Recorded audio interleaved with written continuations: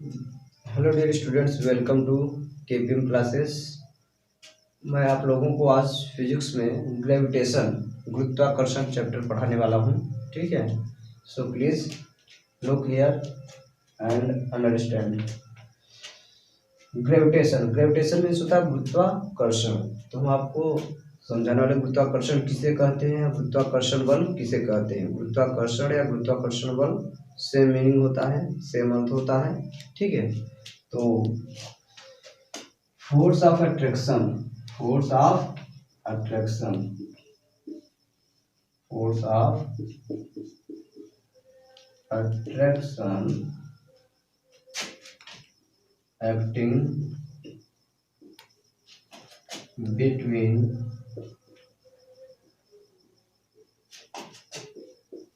To or more then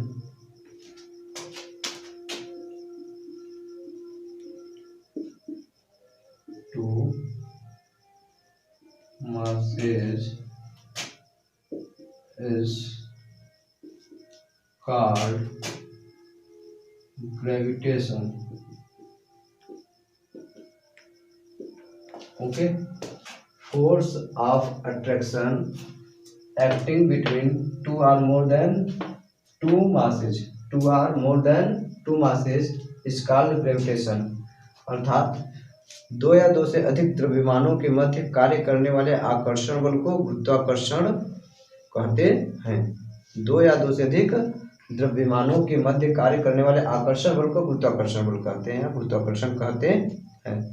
ठीक है, तो न्यूटन ने जिस प्रकार आपने कूलाम का नियम पढ़ा, आवेशों के मध्य कार्य करने वाले को क्या कहते हैं, वैद्युत बल कहते हैं। ठीक उसी तरीके से दो द्रव्यमान के मध्य में हमेशा क्या कार्य करता है, गुरुत्वाकर्षण बल कार्य करता है, गुरुत्वाकर्षण कार्य करता है। न्यूटन ने दो द्रव्यमानों के मध्य गुरुत्वाकर्षण बल कितना कार्य करता है उसकी वैल्यू का मान ज्ञात किया। ठीक है, तो जिसको कहते हैं न्यूटन का गुरुत्वाकर्षण का नियम, न्यूटन का गुरुत्वाकर्षण का नियम। न्यूटन ने दो द्रव्यमान के मध्य कितना गुरुत्वाकर्षण बल कार्य करता है उसका कैलकुलेशन किया, उसका परिमाण पता किया। ठीक है, और उन्होंने एक नियम दिया जिसे न्यूटन का गुरुत्वाकर्षण नियम कहते हैं, Newton's gravitation law. Next topic, Newton's gravitation law. Gravitation law, Newton's gravitation law. ठीक है, तो दो द्रव्यमानों के मध्य कार्य करने वाले आकर्षण बल को गुरुत्वाकर्षण बल कहते हैं। न्यूटन ने दो द्रव्यमानों के मध्य कार्य करने वाले गुरुत्वाकर्षण बल का मान जो निकाला उसको एक नियम दिया जिन्होंने, जिसे न्यूटन का गुरुत्वाकर्षण नियम कहते हैं। तो according to this law, according to Newton's law of gravitation क्या होता है, suppose m1 is one mass and m2 is another mass and distance between these are r।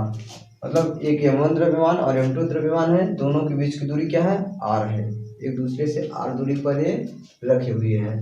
तो न्यूटन का गुरुत्वाकर्षण नियम के अनुसार, ठीक है, क्या बोला न्यूटन ने कि दो द्रव्यमानों के मध्य कार्य करने वाले गुरुत्वाकर्षण बल का मान उनके बीच की दो द्रव्यमानों के मध्य कार्य करने वाले गुरुत्वाकर्षण बल का मान उनके गुणनफल के अनुक्रमानुपाती, उनके गुणनफल के अनुक्रमानुपाती तथा बीच की दूरी के वर्ग के व्युत्क्रमानुपाती होता है।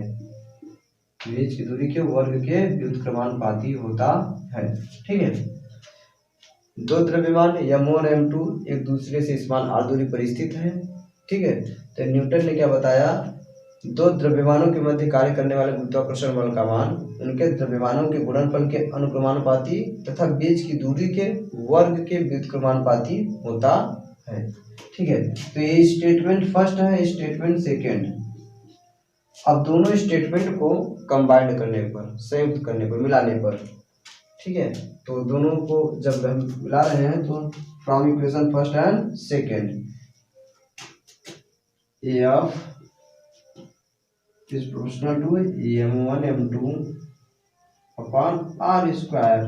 ठीक है, तो देखिए प्रोपोर्शनल कांस्टेंट है, समानुपाती नियतांक है। ठीक है, समानुपाती का चिन्ह है। अब इसको जब हम हटाते हैं तो एक समानुपाती नियतांक आता है कैपिटल जी, m1 m2 बटे आर स्क्वायर। यह है दो द्रव्यमानों के मध्य कार्य करने वाले गुरुत्वाकर्षण बल का मान, F का मान, जहां कैपिटल जी क्या है, गुरुत्वाकर्षण नियतांक है, जिसे सार्वत्रिक गुरुत्वाकर्षण नियतांक भी कहते हैं, यूनिवर्सल ग्रेविटेशनल कांस्टेंट भी कहा जाता है। ठीक है, तो एक बार फिर से, ग्रेविटेशन किसे कहते हैं या ग्रेविटेशनल फोर्स किसे कहते हैं, गुरुत्वाकर्षण या गुरुत्वाकर्षण बल किसे कहते हैं, दो द्रव्यमानों के मध्य कार्य करने वाले आकर्षण बल को क्या कहते हैं, गुरुत्वाकर्षण बल कहते हैं। न्यूटन ने दो द्रव्यमानों के मध्य कार्य करने वाले गुरुत्वाकर्षण बल की गणना किया और उस करने के लिए उन्होंने दो स्टेटमेंट दिया जिसे गुरुत्वाकर्षण का नियम कहते हैं, न्यूटन के गुरुत्वाकर्षण का नियम। उनका पहला स्टेटमेंट है कि दो द्रव्यमानों के मध्य कार्य करने वाले गुरुत्वाकर्षण बल का मान उनके गुणनफल के अनुक्रमानुपाती, तथा दूसरा स्टेटमेंट है दो द्रव्यमानों के मध्य कार्य करने वाले गुरुत्वाकर्षण बल का मान उन द्रव्यमानों के बीच की दूरी के वर्ग के व्युत्क्रमानुपाती होता है। ठीक है, ये अब दोनों को मिलाने पर, संयुक्त करने पर ये रिजल्ट आता है। ठीक है, अब समानुपाती का चिन्ह जब हटाते हैं तो एक नियतांक कैपिटल जी आता है, जिसे न्यूटन का गुरुत्वाकर्षण नियतांक कहते हैं, सार्वत्रिक गुरुत्वाकर्षण नियतांक कहते हैं। ठीक है, तो अब कैपिटल जी से, ये तो होगा कैपिटल जी के बारे में आपसे विमीय सूत्र पूछा जाता है, इसकी वैल्यू पूछा जाता है, इसका यूनिट पूछा जाता है। ठीक है, तो कैपिटल जी के बारे में हम आपको बताने जा रहे हैं।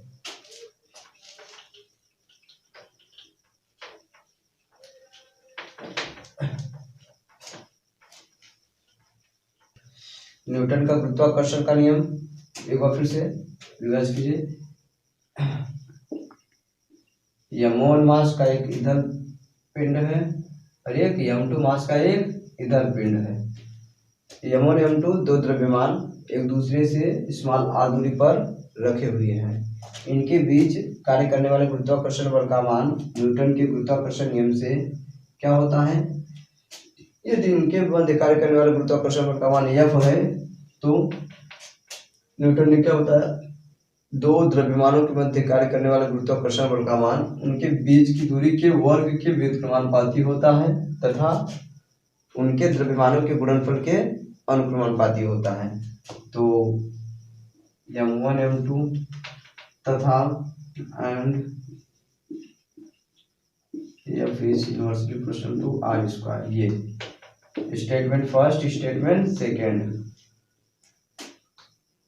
ठीक है, स्टेटमेंट कथन एक, कथन दो को जब हम संयुक्त करते हैं तो आता है F इक्वल टू F अनुक्रमानुपाती m1 m2 upon R square.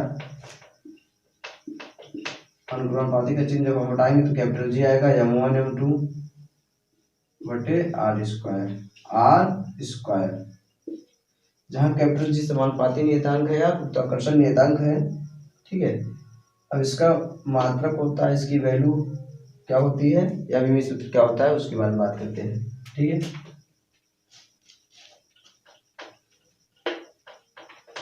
चलिए,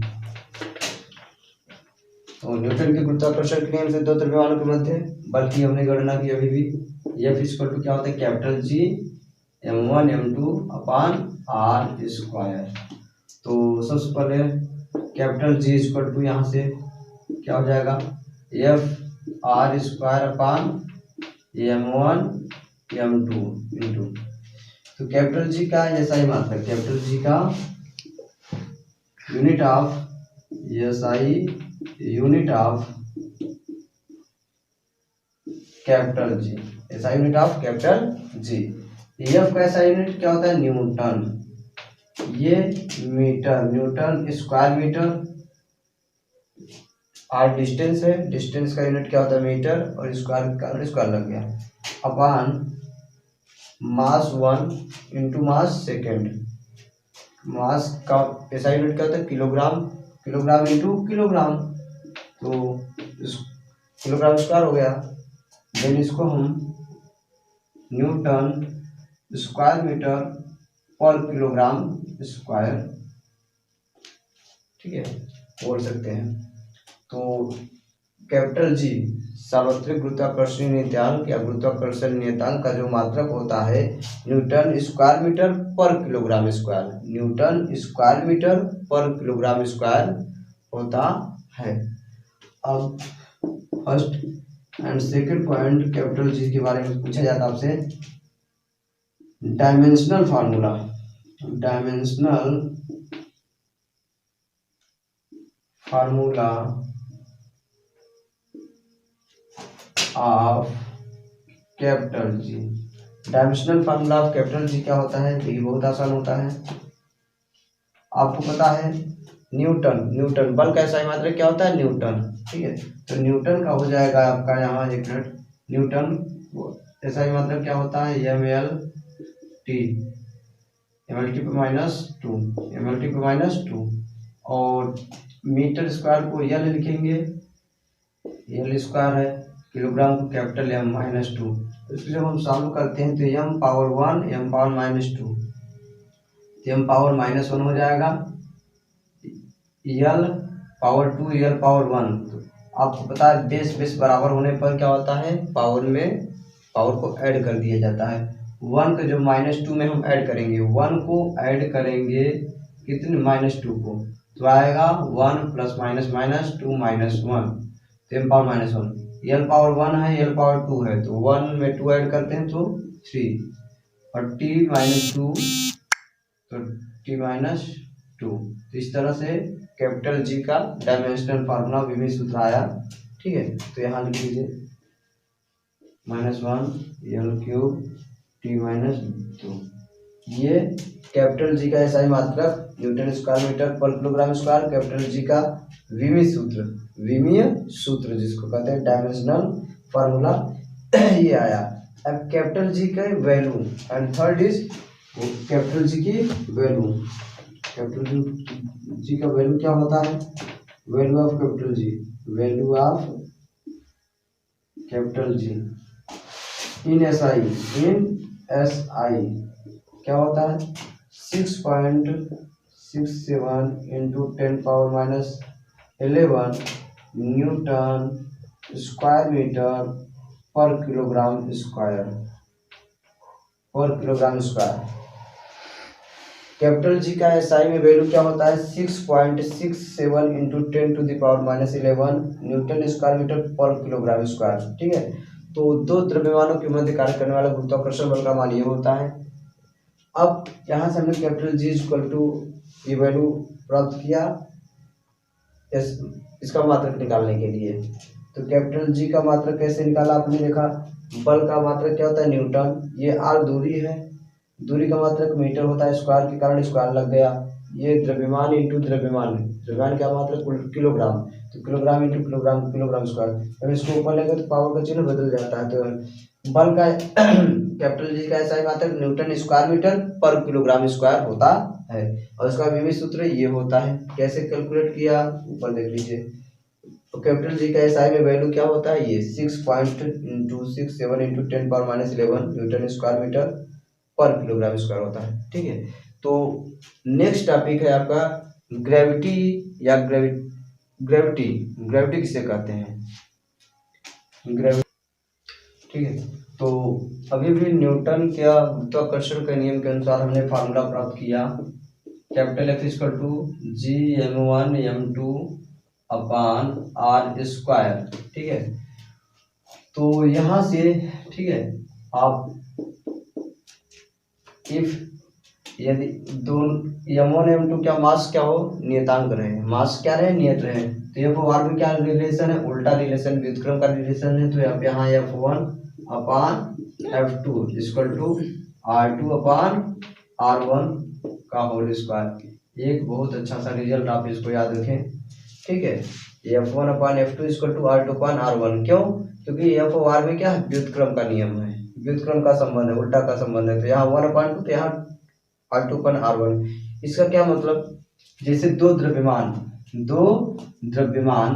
ठीक है, दो द्रव्यमान m1 और m2, m1 व m2 एक दूसरे से r1 डिस्टेंस पर रखे हैं, तो यदि इनके बीच कार्य करने वाला बल F1 capital G m1 m2 upon r1 square होगा। यदि यही द्रव्यमान के बीच की दूरी r2 कर दिया जाए, घटा दिया जाए, बढ़ा दिया जाए, मतलब पहले डिस्टेंस क्या था r1 था, अब क्या हो गया r2 हो गया। अब उनके बीच की दूरी क्या हो गया r2 कर दिया गया। अब यहाँ पर r2 घट भी सकता है और बढ़ भी सकता है, ठीक है, मतलब डिस्टेंस बदल रहा है, द्रव्यमान सेम है लेकिन उनके बीच की दूरी बदल रही है। तब उनके बीच कार्य करने वाला इस कंडीशन में ग्रेविटेशन जो बल होगा गुरुत्वाकर्षण बल F2 कैपिटल G तो कांस्टेंट है वही रहेगा m1 m2 बटे r2 square. Equation first and equation second दोनों को डिवाइड करेंगे तो हमको ये रिजल्ट मिलता है वहां से, ठीक है। तो इस फार्मूले का यूज कहाँ करना है, जब दो बल और दो दूरी की बात की जाए, दो बल और दो दूरी की बात किया जाए गुरुत्वाकर्षण बल के केस में, तब वहां पर इस फार्मूले का यूज कर सकते हैं। बहुत इंपॉर्टेंट फार्मूला है, ठीक है। फॉर एग्जाम्पल जैसे 500 किलोग्राम का एक पिंड और दूसरा क्या है 1000 किलोग्राम का पिंड है। दोनों के बीच की दूरी क्या है, दोनों के बीच की दूरी, दोनों के बीच की दूरी आप समझ पाए, जैसे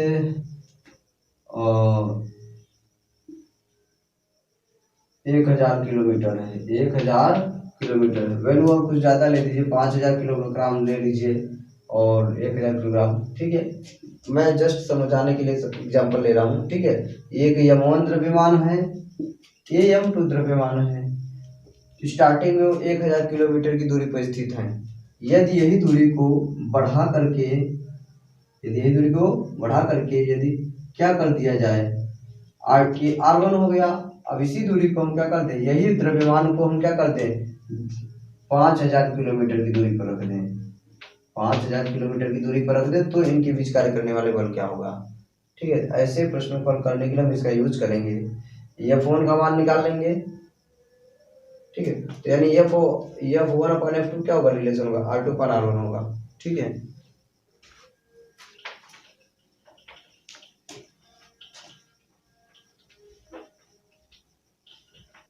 ठीक है, तो नेक्स्ट टॉपिक है आपका ग्रेविटी।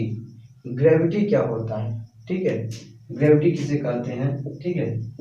गुरुत्व, तो गुरुत्व यह भी एक विशेष प्रकार का आकर्षण बल है, ठीक है। यह भी एक प्रकार का क्या आकर्षण बल ही है, गुरुत्वाकर्षण बल ही है।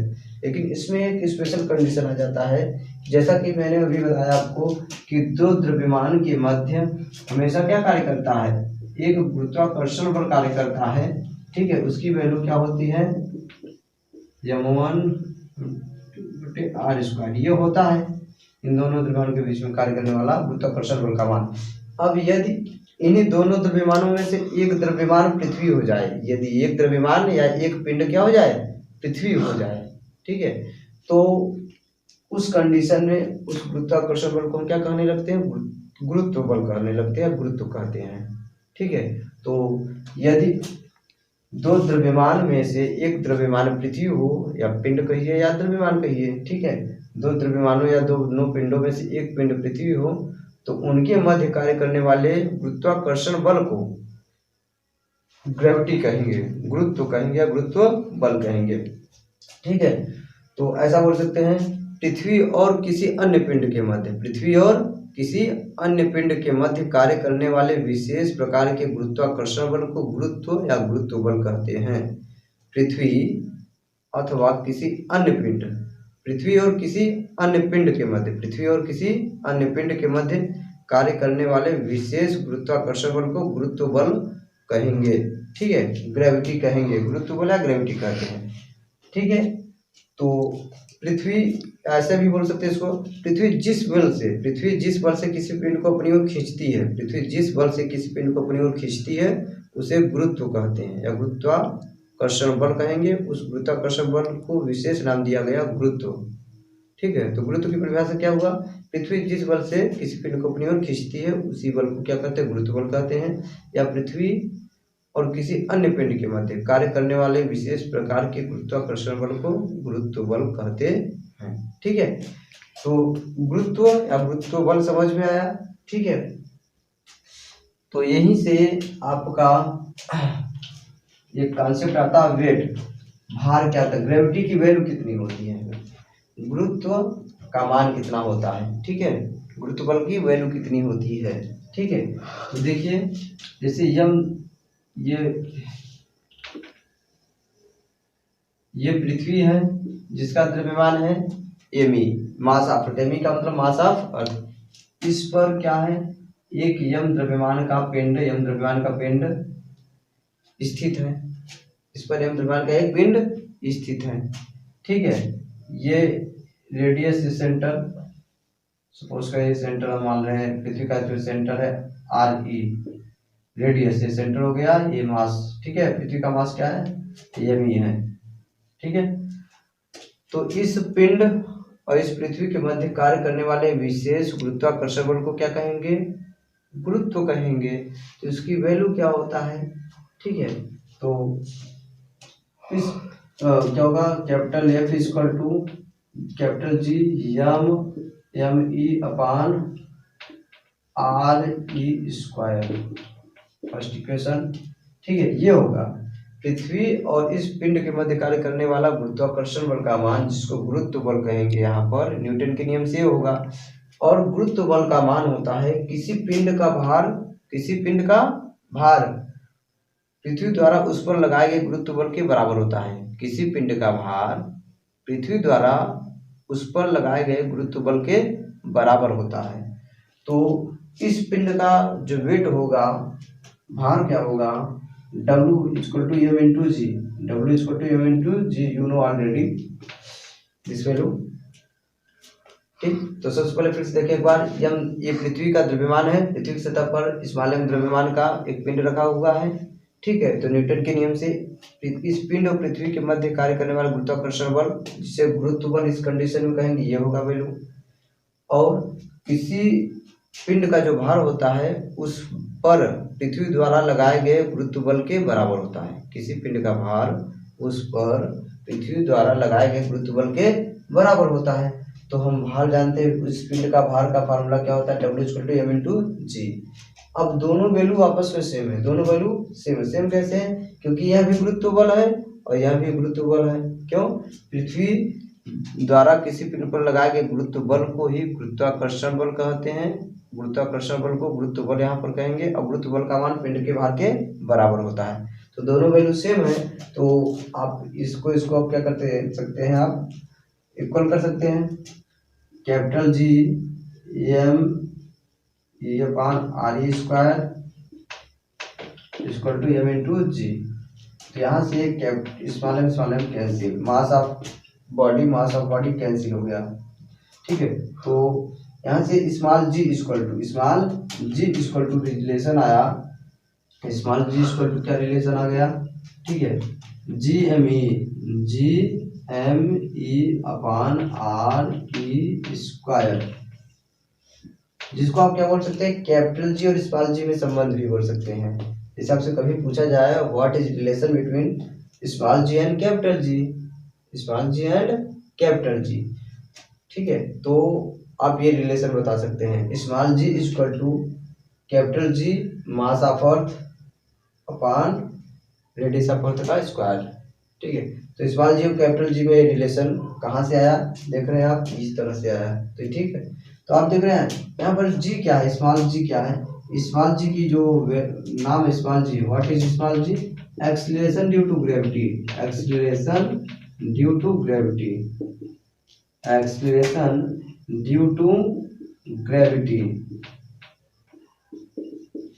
ठीक है, एक्सीलरेशन ड्यू टू ग्रेविटी का यहाँ पर नाम है। ठीक है, कहते हैं राशि है। ठीक है, गुरुत्व के कारण उत्पन्न त्वरण, किसी पिंड में गुरुत्व के कारण उत्पन्न त्वरण को ही गुरुत्वीय त्वरण कहते हैं, उसको स्मॉल जी से व्यक्त करते हैं। ठीक है, तो कैपिटल जी स्मॉल जी में संबंध, पिंड का भार, गुरुत्व बल, समझ में आया। एक बार फिर से, गुरुत्व किसे कहते हैं, पृथ्वी और किसी अन्य पिंड के मध्य कार्य करने वाले विशेष प्रकार के गुरुत्वाकर्षण बल को ही गुरुत्व बल कहते हैं। किसी पिंड का भार पृथ्वी द्वारा उस पर लगाए गए गुरुत्व बल के बराबर होता है। गुरुत्व बल को हम ऐसा भी बोल सकते हैं, पृथ्वी किसी पिंड को जिस बल से अपनी ओर आकर्षित करती है, खींचती है, उसको गुरुत्व बल कहते हैं। ठीक है, तो और स्मॉल जी और कैपिटल जी में रिलेशन ये इस तरीके से ये दोनों से सॉल्व करने पर आया। स्मॉल जी का नाम क्या? Acceleration due to gravity. Acceleration due to gravity, due due to gravity. गुरुत्व बल के कारण किसी पिंड में उत्पन्न त्वरण को गुरुत्वीय त्वरण कहते हैं, उसको स्मॉल जी से व्यक्त करते हैं।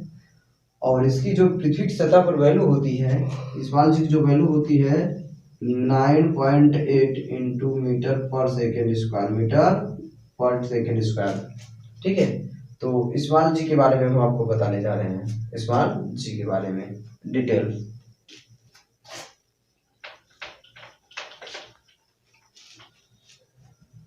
चलिए, जैसा कि आपने motion in straight line, motion in straight line सरल रेखा में पढ़ा होगा, त्वरण, त्वरण एक्सीलरेशन।